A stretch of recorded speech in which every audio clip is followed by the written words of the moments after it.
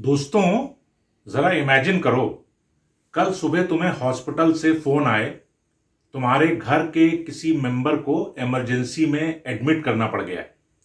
Doctor बोलता है operation तुरंत करना पड़ेगा और खर्चा होगा करीब करीब 6 लाख रुपए।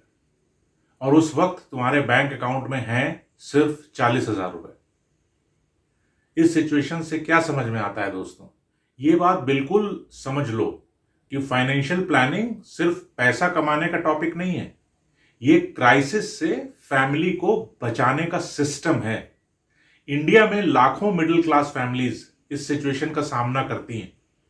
अगर तुमको सिंपल लैंग्वेज में फाइनेंस समझना है तो मेरे चैनल फाइनेडू बाय विकास को सब्सक्राइब कर लो और कमेंट में जरूर बताओ, क्या तुम्हारे पास इमरजेंसी फंड है? आओ दोस्तों, अब मैं तुमको एक रियल लाइफ स्टोरी बताता हूं। मेरे जान पहचान में एक फैमिली रहती है। उनका बेटा है रोहित।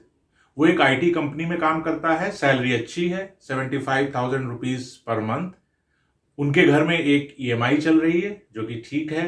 उन्होंने कार भी ले रखी है और फैमिली बहुत खुश है। रोहित को लगता है सैलरी तो अच्छी है, सब ठीक चल रहा है, लेकिन एक चीज उसने कभी सीरियसली नहीं सोची, वो थी फाइनेंशियल प्लानिंग। उसके पास ना तो इमरजेंसी फंड था, ना हेल्थ इंश्योरेंस था और ना प्रॉपर सेविंग्स थी। वो इसलिए क्योंकि फाइनेंशियल प्लानिंग को उसने प्रायोरिटी दी ही नहीं। एक दिन रोहित के फादर को सडन हार्ट प्रॉब्लम हो गई और हॉस्पिटल ले जाना पड़ा। डॉक्टर ने बोला सर्जरी करनी पड़ेगी, estimated cost 5 to 6 lakh rupees. और तब रोहित को पता चला कि उसके पास टोटल सेविंग्स है सिर्फ 1,70,000 रुपए।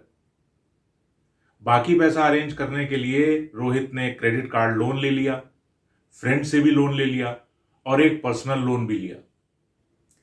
ऑपरेशन हो गया, फादर ठीक हो गए, पर अभी के लिए रोहित की फाइनेंशियल लाइफ हिल गई। दोस्तों, ये स्टोरी सिर्फ रोहित की नहीं है। इंडिया में crores of middle class families इसी सिचुएशन में फंसती रहती। क्या है ना कि हम लोग एक एजम्पशन पर जी लेते हैं, सैलरी आ रही है तो सब सेफ है। पर सच क्या है? सैलरी सेफ्टी नेट नहीं होती है। फाइनेंशियल प्लानिंग जो है वो ही सेफ्टी नेट है। दोस्तों, आज हमारी कंट्री इंडिया में मेडिकल इन्फ्लेशन 12 to 14% है। हॉस्पिटल बिल्स लाखों में आते हैं, है कि नहीं? और ज्यादातर लोगों के पास इमरजेंसी फंड है ही नहीं। इसलिए एक सिंपल रूल समझ लो, फाइनेंशियल प्लानिंग नहीं की तो क्राइसिस तो पक्का हो सकता है। अब देखो और ध्यान से सुनना, फाइनेंशियल प्लानिंग कोई कॉम्प्लिकेटेड चीज नहीं है। बस 3 बेसिक पिलर्स होते हैं इसमें। पहला पिलर है इमरजेंसी फंड। कम से कम 6 महीने के एक्सपेंसेस का इमरजेंसी फंड तो होना ही चाहिए। एक छोटे से एग्जाम्पल से बताता हूं।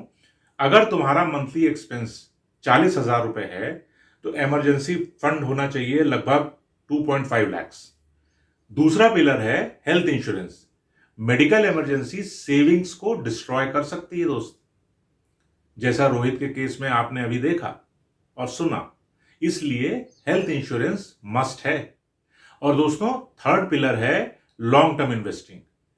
इमरजेंसी फंड के बाद रिटायरमेंट प्लानिंग के लिए लॉन्ग टर्म इन्वेस्टिंग करना मस्ट है। एक चीज और समझ लो दोस्तों, फाइनेंशियल प्लानिंग का मतलब रिच बनना नहीं है।